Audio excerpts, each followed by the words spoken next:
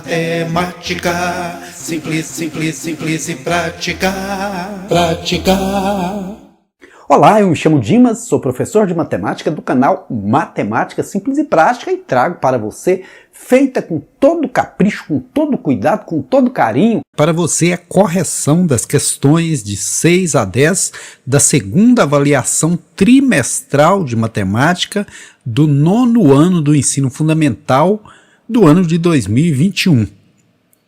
A primeira questão aqui diz o seguinte: um clube tem uma das sedes localizadas no centro de uma cidade e a outra em um bairro residencial. Em ambos os lugares, a proporção entre a quantidade de sócios e de bebedouros é a mesma. Na sede do bairro residencial tem 11 bebedouros para 462 sócios. Já na sede do centro existem 5 bebedouros a menos do que os da sede do bairro residencial. Quantos sócios tem a sede desse clube que está localizado no centro da cidade? Então, primeiro diz que são 11 bebedouros para 462 sócios, né? 11 bebedouros aqui na grandeza B, sócios na grandeza S, 462. Já na sede do centro existem 5 bebedouros a menos do que os da sede do bairro residencial.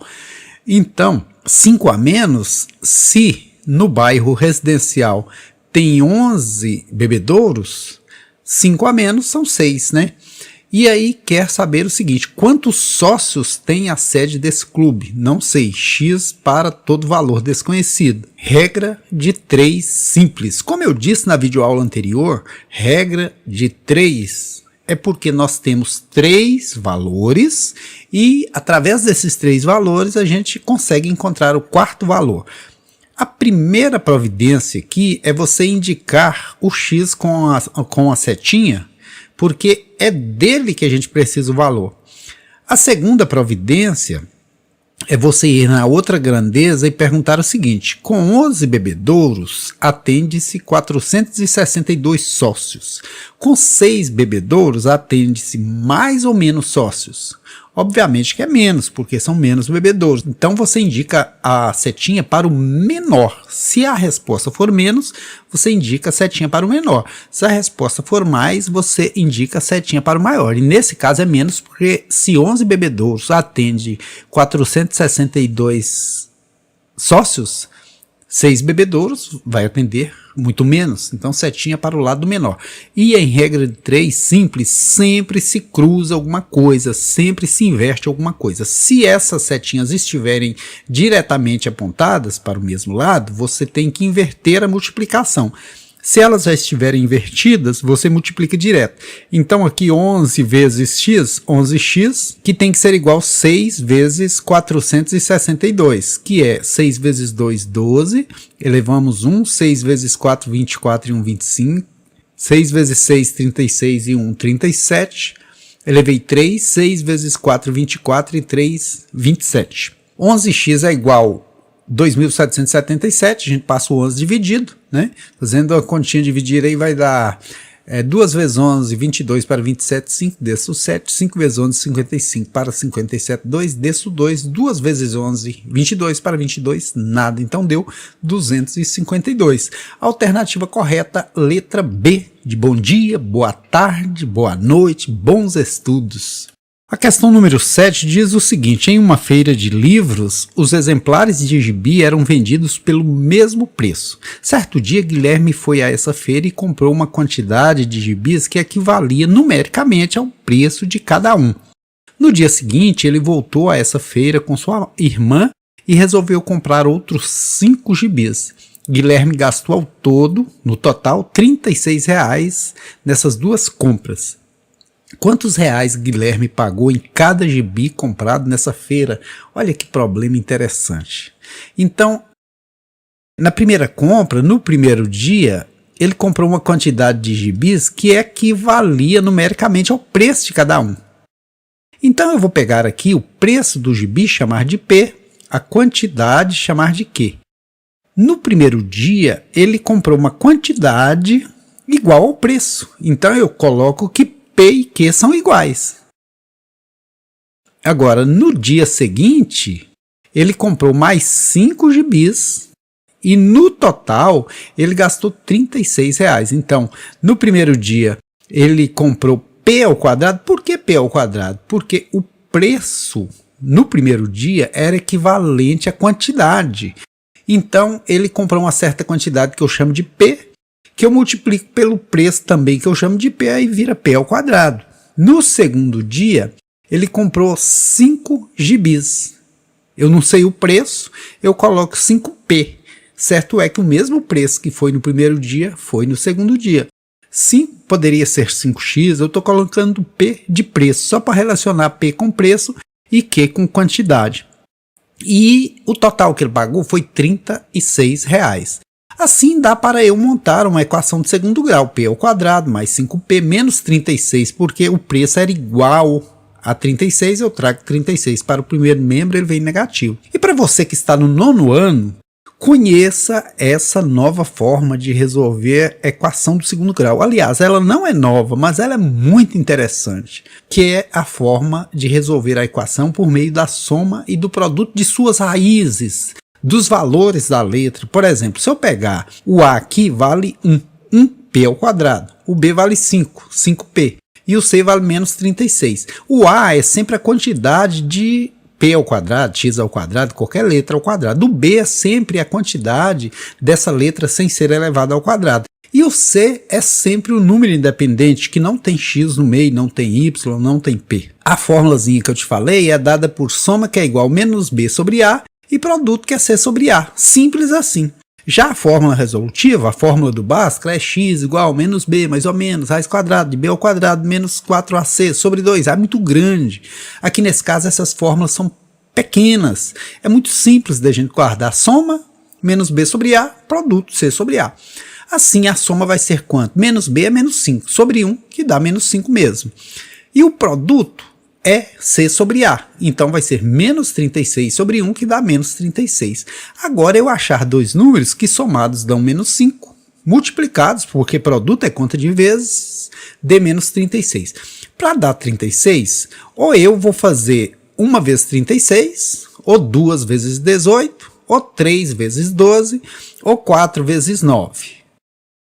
Agora, eu tenho que saber que a soma, a hora que eu juntar esses dois valores, tem que dar menos 5. Esse não pode ser 1 e 36, porque a diferença aqui não dá 5, nem menos 5. Aqui não dá. O único que dá diferença 5 é esse, então vai ser 4 e 9. Porém, o produto tem que ser negativo. Um desses vai ter que ser negativo. E a soma tem que ser negativa. Então eu ponho negativo nesse, porque a hora que eu fizer 4 menos 9, termina em menos 5, que é a soma, né? A hora que eu fizer 4 vezes menos 9, termina em menos 36, que é o produto, é a multiplicação. Mas acontece que ninguém vai pagar menos R$9 no gibi. Então está fora essa possibilidade, sobrando assim somente o 4 para ser preço do gibi. Então a alternativa correta, letra A. E veja como isso é verdade. No primeiro dia, Guilherme foi à feira e comprou uma quantidade de gibi que equivalia ao preço de cada um, ou seja, comprou 4. Então 4 vezes 4, no primeiro dia, R$16. No segundo dia, ele comprou mais 5 GB. 5 vezes 4, 20. 20 com 16, fecha o total, 36. Confirmando assim que realmente o preço do gibi era R$4. A questão número 8, uma questão muito bacana, que nós já mudamos um pouquinho, já passamos para a função do primeiro grau. Considere os conjuntos P e Q e observe as relações entre esses conjuntos representadas no quadro abaixo. Qual dessas relações representa uma função? Gente, relação. Você não precisa obrigatoriamente de uma regra, de uma fórmula. Agora, já a função, você precisa de uma lei, de uma fórmula que associe a cada elemento do conjunto X, do conjunto que vem primeiro, a um único elemento do conjunto Y, que é o que vem segundo. Tipo aqui, ó, o conjunto P tem esses elementos. Para ser uma função, tem que ter uma fórmula que garanta que para cada um desses elementos eu tenha um correspondente aqui. Por exemplo, vou testar aqui a primeira formulazinha, que diz que f de x é igual a 2x. O que quer dizer isso? Quer dizer que o elemento que está no segundo grupo é igual ao dobro do que está no primeiro. Lembre-se sempre do seguinte, os conjuntos que envolvem x sempre vem antes dos conjuntos que envolvem y ou f de x, porque f de x e y é a mesma coisa. Veja que p e q também no alfabeto, o p vem antes do q, então você tem que sempre pegar esse conjunto que vem antes no alfabeto e colocar antes do outro. Para cada elemento desse conjunto tem que ter um único correspondente nesse conjunto. Então no primeiro caso que diz assim, f de x é igual a 2x, eu vou pegar f de 0. Que é igual a 2x, 2 vezes 0, que dá quanto? 0. Veja que para esse 0 tem um correspondente 0 lá no outro. Agora eu vou pegar f de 2. F de 2 é substituir o x por 2, que dá quanto? 4. E quando eu pego 2, eu acho um 4 aqui, acho correspondente, beleza, tá indo bem. F de 4, quando eu pego esse elemento 4, coloco no lugar do x, olha, f de 4 era f de x, agora f de 4 é 2 vezes 4, que dá 8. Se eu pego o 4 aqui, eu encontro o 8, que é correspondente. Agora, f de 8. F de x é igual a 2x. Então, f de 8 é igual a 2 vezes 8, que dá 16.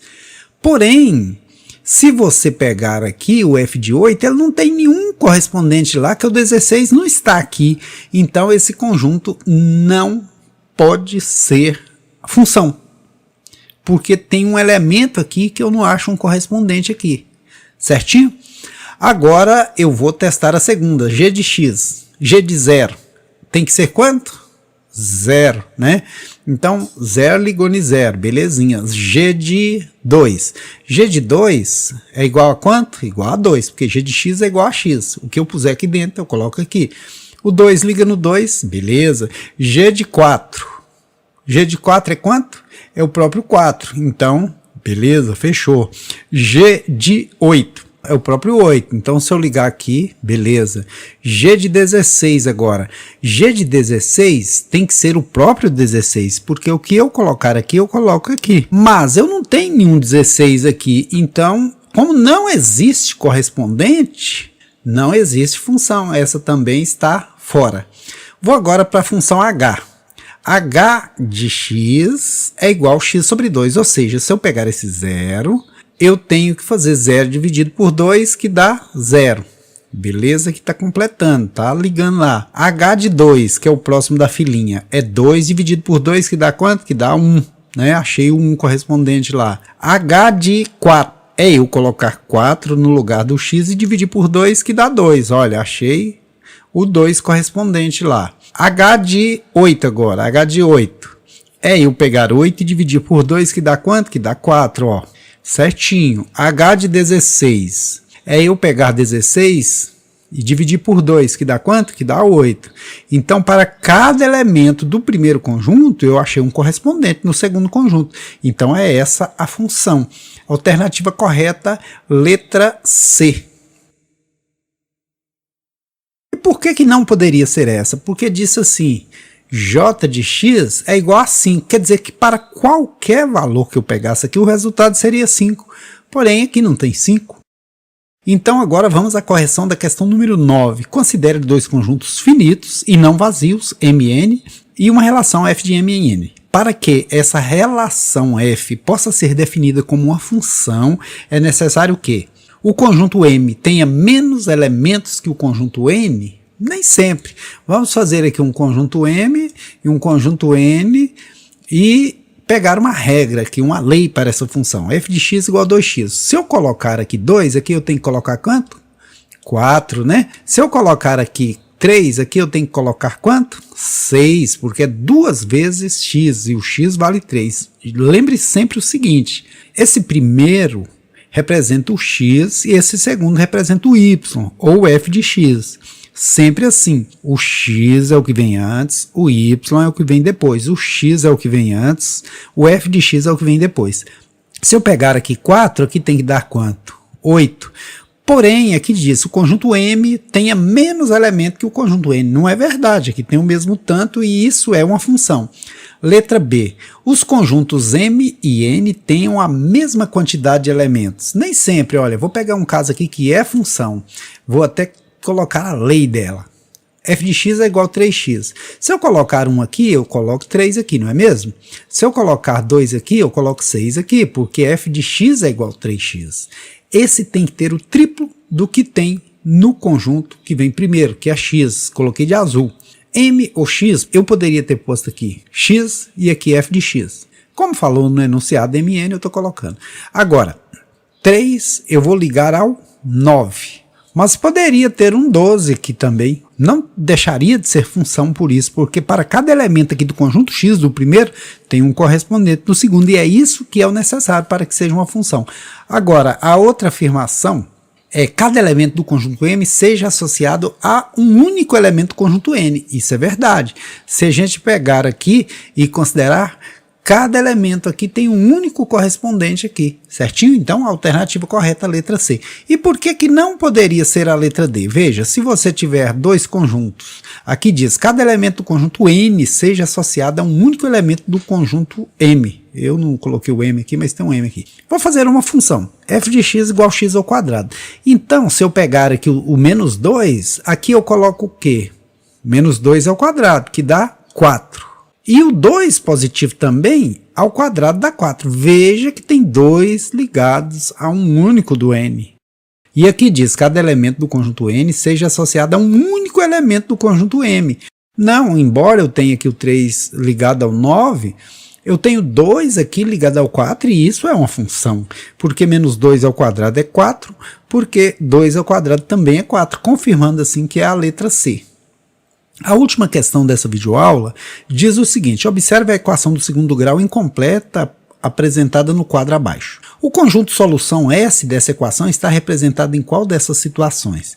Aqui eu tenho 3 formas diferentes de resolver. Ou eu posso resolver fatorando, colocando o x em evidência e fazendo a comparação. Ou eu posso resolver pela fórmula resolutiva, popular fórmula do Bhaskara, ou eu posso resolver pela soma e produto. Como eu já fiz uma para você pela soma e produto, vamos fazer essa também. O A vale 1, o B vale menos 4 e o C não está aqui, então vale 0.